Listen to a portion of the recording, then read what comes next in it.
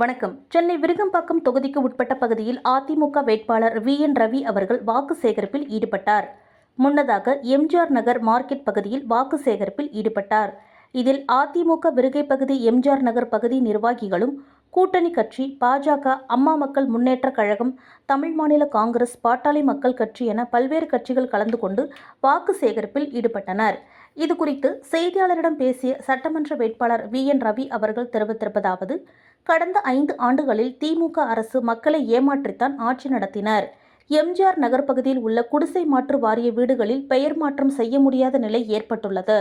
அதிமுக ஆட்சிக்கு வந்தவுடன் இது உடனடியாக சரி செய்யப்படும்.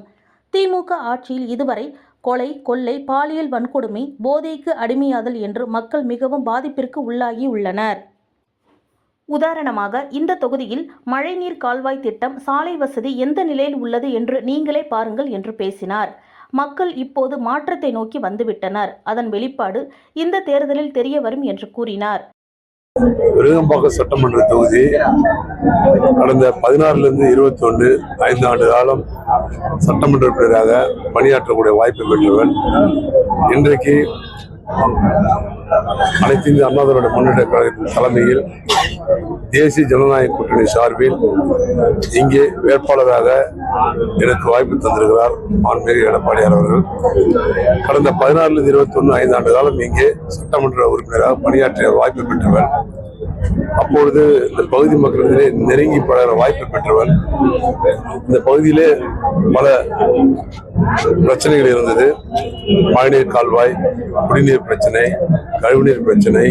அதை தாண்டி இந்த எம்ஜிஆர் பகுதி தமிழ்நாடு குடிசை மாற்று வாரியம் மனை ஒதுக்கீடு ஆணை வழங்கப்பட்டு நீண்ட காலமாக கிரயப்பத்திரம் வழங்காமல் இருந்த நிலையில் இப்பொழுது கிரயப்பத்திரம் வழங்கினாலும் கூட பெயர் மாற்றம் என் பெயர் அலாட்மெண்ட் இருந்தால் நான் ஒருவருக்கு விற்றுவிட்டால் அது வேறொருக்கு அந்த பெயருக்கு மாற்ற வேண்டும்.